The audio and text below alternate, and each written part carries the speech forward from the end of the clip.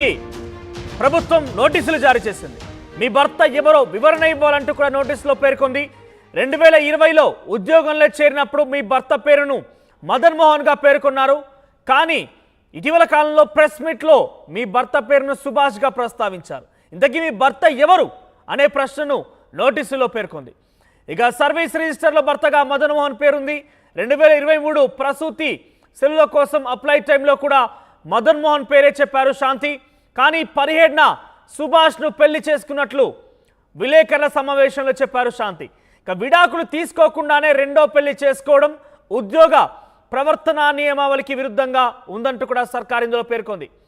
15 రోజుల్లో సమాధానం చెప్పాలని శాంతికి నోటీసులు జారీ చేసిన ప్రభుత్వం. దేవాదాయ శాఖ ప్రతిష్టకు కలిగిన భంగంపై వివరణ ఇవ్వాలంటూ కమిషనర్ సత్యనారాయణ శాంతికి నోటీసులు జారీ చేశారు. ఇక ఆమెపై కొత్తగా 6 అభియోగాలు మోపడం జరిగింది. ఈ నెల 2న శాంతిని సస్పెండ్ చేస్తూ 9 అభియోగాలు నమోదు చేశారు. అయితే కొత్తగా మరొక 6 అభియోగాలను కూడా శాంతి పేరిట జోడించడం జరిగింది. శాంతి ఉల్లంఘనలపై అధికారులతో కమిటీ వేయినట్టు సమాచారం తెలుస్తోంది. ఇక శాంతిపై కొత్తగా మోపినటువంటి అభియోగాలు మీరు చూస్తున్నారు ఆర్టీవీ స్క్రీన్ పైన. మొదటి అభియోగం కనుక చూస్తే, విధుల్లో చేరినప్పుడు భర్త పేరు మోహన్ అని చెప్పి వేరొకరు వివాహం చేసుకోవడంపై. ఎస్, డెఫినెట్గా భర్త పేరు మదన్ మోహన్ గా పేర్కొనడం, తర్వాత ప్రసూతి సెలవులకు కూడా భర్త మదన్ మోహన్ పేరే అక్కడ రాయడం, తర్వాత ఆవిడ ఇటీవల కాలం ప్రెస్ మీట్ పెట్టినప్పుడు తమ భర్త సుభాష్ అని తెలపడం. సో రెండు వేరువేరుగా ఉన్నాయి కాబట్టి దాని విషయాలు వివరణ ఇస్తూ ఇవ్వాలన్నట్టుగా కోరడం జరిగింది, నోటీసులు పంపించడం జరిగింది. ఇక రెండో అభియోగం ఏంటంటే కమిషనర్ అనుమతి లేకుండా ప్రెస్ మీట్ పెట్టడం. సో ఈ నెల 2వ తేదీన ఆవిడని సస్పెండ్ చేస్తూ ఉత్తర్వులు జారీ చేసింది రాష్ట్ర ప్రభుత్వం, తర్వాత కమిషనర్ సత్యనారాయణ కూడా. అయితే అంతకు మునిపే ఏ రకంగా ప్రెస్ మీట్ పెడతారు, ప్రెస్ మీట్ పెట్టడానికి గల కారణం ఏంటి, కమిషనర్ అనుమతి లేకుండా ఎట్లా ప్రెస్ మీట్ పెడతారంటూ కూడా కమిషన్ మరోసారి అక్కడికి తనకి అభియోగం మోపడం జరిగింది.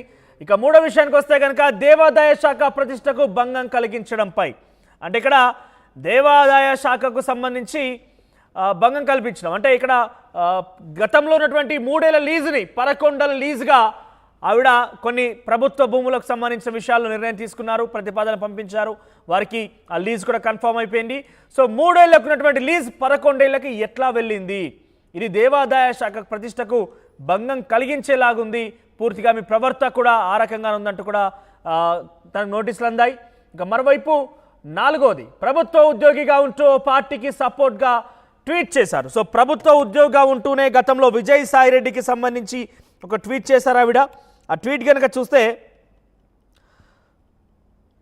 సో ఒకసారిగా విశాఖపట్నంలో శాంతి ఎల్లప్పుడూ ఎలా మాట్లాడాలో మీకు బాగా తెలుసు సార్ అంటూ విజయసాయిరెడ్డి గురించి మే 28న ట్వీట్ చేశారు శాంతి.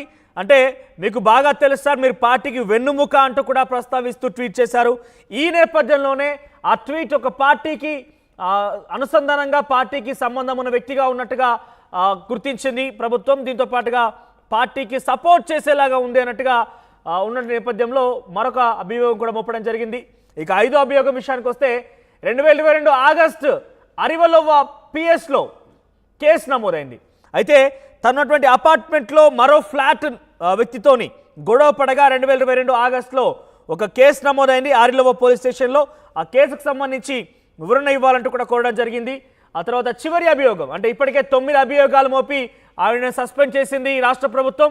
మరొక కొత్త 6 అభియోగాలను కూడా చూస్తున్నాం.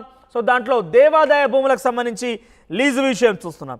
సుమారుగా అనకాపల్లిలోని సిద్ధేశ్వర స్వామి ఆలయం, చోడవరం, హార్డేంజ్ రెస్ట్ హౌస్, లంకెపాలెం, పాయకరావుపేట, దారెపాలెం ఇటువంటి ఆలయాలకు సంబంధించి ఈ పరిసర ప్రాంతాల్లో ఉన్నటువంటి దేవాదాయ ఆలయాలకు సంబంధించినటువంటి లీజుని 3 ఏళ్ల లీజుని 11 ఏళ్లకు పెంచుతూ నిర్ణయం తీసుకుంది. సో ఈ నేపథ్యంలో ఈ యొక్క అంశాన్ని కూడా పొందుపరుస్తూ నోటీసులు జారీ చేశారు.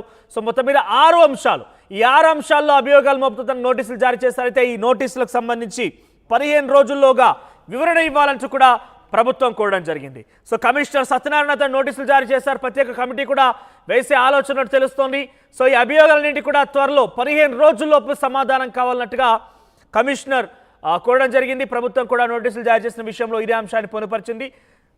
ఒకసారి శాంతి ప్రెస్ మీట్ నిర్వహించినప్పుడు తన భర్త ఎవరనే అంశాన్ని కూడా ప్రస్తావిస్తూ మాట్లాడడం జరిగింది. తన భర్త సుభాష్ అన్నటువంటి ఒక మాట మనకు గుర్తుండే ఉంటుంది. ఒకసారి మీకు అది మరోసారి చూపించే ప్రయత్నం చేస్తాం. ఆ మూమెంట్లో నాకు చెయ్యి పట్టుకొని నడిచిండు సుభాష్. నా పర్సన్స్ అన్నీ ఆయనకు చెప్పిన, ఆయన పర్సన్స్ అన్నీ నాకు చెప్పినారు.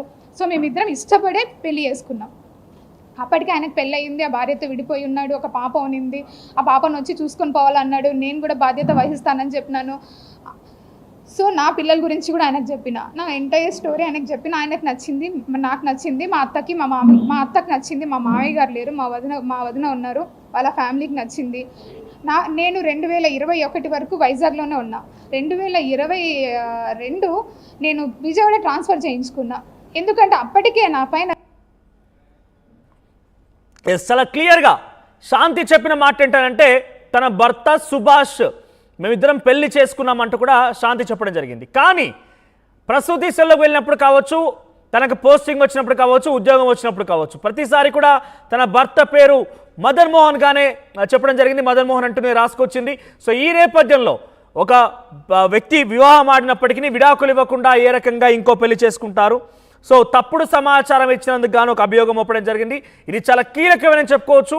ఈ మోపినటువంటి అభియోగాల్లో చాలా కీలకమైంది ఈ భర్తకు సంబంధించిన అంశమే. ఇప్పుడు ఇదే వివాదం ఏపీ రాజకీయాల్లో కూడా పెను సంచలనంగా మారింది. దీనికి సంబంధించి మరింత సమాచారం కోసం రాజేష్ జాయిన్. రాజేష్, సో ఇప్పటికే 9 అభియోగాలు మోపుతూ తనని సస్పెండ్ చేయడం జరిగింది. సో ఈ నేపథ్యంలో మరొక 6 అభియోగాలు, దానిలో చాలా కీలకమైంది ఇప్పుడు చర్చనీయాంశం అవుతోంది భర్త పేరు. ఇంతకీ తన భర్త ఎవరు? శాంతి చెప్పినటువంటి మాట ఏంటంటే మదన్ మోహన్ అంటూ అందులో జోడించడం జరిగింది డాక్యుమెంట్స్లో. కానీ సుభాష్ తన భర్త అంటూ విలేకరుల సమావేశంలో మాట్లాడింది. సో ఈ అభియోగాలపై శాంతి ఏ రకంగా రియాక్ట్ అయ్యే అవకాశం ఉంది? సో దానికి సంబంధించి అప్డేట్స్ ఏంటి? ఖచ్చితంగా ఇప్పుడు మదన్ మోహన్ శాంతి వ్యవహారంలో ఇప్పుడు దేవాదాయ శాఖకు సంబంధించిన కమిషన్ ఇచ్చినటువంటి నోటీసులు చాలా కీలకంగా మారాయని చెప్పాలి. ముఖ్యంగా ఆమె అఫీషియల్గా ఆమె ప్రెస్ మీట్ పెట్టి తన భర్త ఇప్పుడు మొదటి భర్త విడిపోయాను, రెండో భర్త సుభాష్ రెడ్డితో ఉంటున్నాను, తన బిడ్డకి సుభాష్ రెడ్డి కారణం అంటూ ఆమె చెబుతున్నారు. కానీ అక్కడ అధికారికంగా ఎక్కడ కూడా సుభాష్ రెడ్డి పేరు ఆమె మెన్షన్ చేయకపోవడం ఇప్పుడు ఆమెకి కొత్త చిక్కులు వచ్చి పడాయని చెప్పాలి. ఎందుకంటే ఉద్యోగరీత్యా ఆమె తన జాయినింగ్ అంటే సర్వీస్ రిజిస్టర్లో తన భర్త పేరు మదన్ మోహన్ పేరు పెట్టింది. అదేవిధంగా గత ఏడాది డెలివరీ సమయంలో ప్రసూతి సెలవులు అంటే మెటర్నిటీ లీవ్ పెట్టే సమయంలో కూడా దేవాదాయ శాఖకు సబ్మిట్ చేసినటువంటి ఆ మెటర్నిటీ లీవ్ లెటర్లో కూడా మదన్ మోహన్ అనే పేరు పెట్టింది. అంటే ఈమె శాంతి చెప్తుంది 2016లోనే మేము గిరిజన చట్టాల ప్రకారం విడిపోయాం, అప్పటి నుంచి నేను సుభాష్ రెడ్డితో కలిసి ఉంటున్నానని ఆమె చెబుతున్న నేపథ్యంలో మరి 2016 నుంచి విడిపోయినట్టుంటే 2023లో అంటే గత ఏడాది జనవరిలో ఇచ్చినటువంటి మెటర్నిటీ లీవ్లో ఆమె ఏ విధంగా మదన్ మోహన్ భర్త పేరు ఏ విధంగా పెట్టారనేది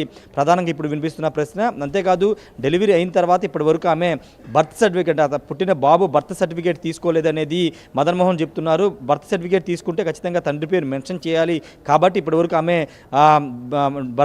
బాబు బర్త్ సర్టిఫికేట్ కూడా తీసుకోలేదనేది మదన్ మోహన్ చెప్తున్న నేపథ్యంలో ఇప్పుడు దేవాదాయ శాఖతో పాటు ప్రభుత్వం కూడా శాంతి వ్యవహారంలో చాలా సీరియస్ వ్యవహరించింది. ఇప్పటికీ ఆమె మీద ఆమెకి 9 నోటీసులు ఇచ్చారు. తాజాగా నిన్న 6 నోటీసులు ఇచ్చిన నేపథ్యం చూస్తున్నాం. దాంట్లో ప్రధానంగా చూస్తే కనుక మదన్ మోహన్కి సంబంధించిన అంశంలో మదన్ మోహన్ విషయంలో ఆమె ఏ విధంగా సర్వీస్ రిజిస్టర్లో ఆమె పేరు మెన్షన్ చేసింది, ఆ ప్రెస్ మీట్లో అక్కడ సుభాష్ రెడ్డి ఎందుకు మెన్షన్ చేసింది, ఈ రెండింటి మీద వివరణ ఇవ్వాలని కూడా చాలా స్పష్టంగా ఈ దేవాదాయ శాఖ అయితే కమిషనర్ సత్యనారాయణ అయితే నోటీసులు జారీ చేశారు. వాటితో పాటు ఆ అనుమతి